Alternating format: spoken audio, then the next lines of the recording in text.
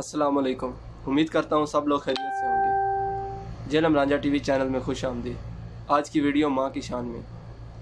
हज़रत मोहम्मद सल्लल्लाहु अलैहि वसल्लम की खिदमत में एक सहाबी पेश हुआ और फरमाया कि क़यामत कब आएगी।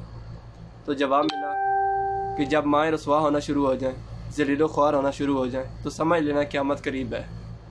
आज आप हमारे मुआशरे में देखें, यही सब कुछ हो रहा है। बेटा माँ को गाली दे रहा है, थप्पड़ मार के घर से निकाल देता है। और जब ये सब कुछ होता है तो माँ सबसे पहले ये सोचती है कि ये बात कोई सुने ना, ये बात किसी तक पहुँचे ना। उसकी वजह यह है कि कहीं कोई मेरे बेटे को बददुआ ना दे।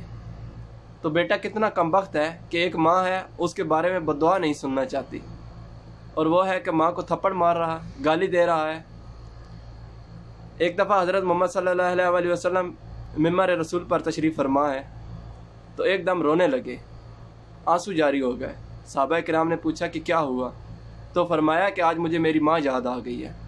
काश आज मेरी माँ ज़िंदा होती, इशा की नमाज में पढ़ रहा होता, सूरह फातिहा पढ़ चुका होता।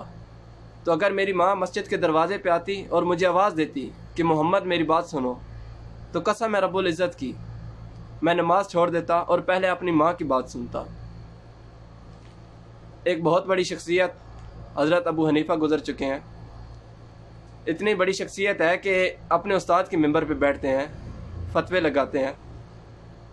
तो जब उनकी माँ को कोई मसला पेश आता है तो वो उनको बोलती हैं कि फ़लाँ जगह एक बुज़ुर्ग है, एक बुज़ुर्ग आलिम है, तो उसके पास जाना और ये मसला पूछना है। तो आप ये नहीं बोलते कि मैं भी एक आलिम हूँ, मैं बताता हूँ।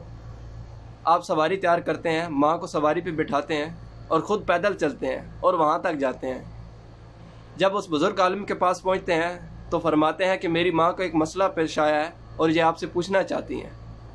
अब जो वो आलिम है, शर्म से उसकी आंखें झुक जाती हैं कि इतना बड़ा आलिम होके मेरे पास आया है। तो जब उसकी माँ मसला पेश करती है तो वो आलिम अबू हनीफ़ा से पूछता है कि इस मसले का क्या हल है।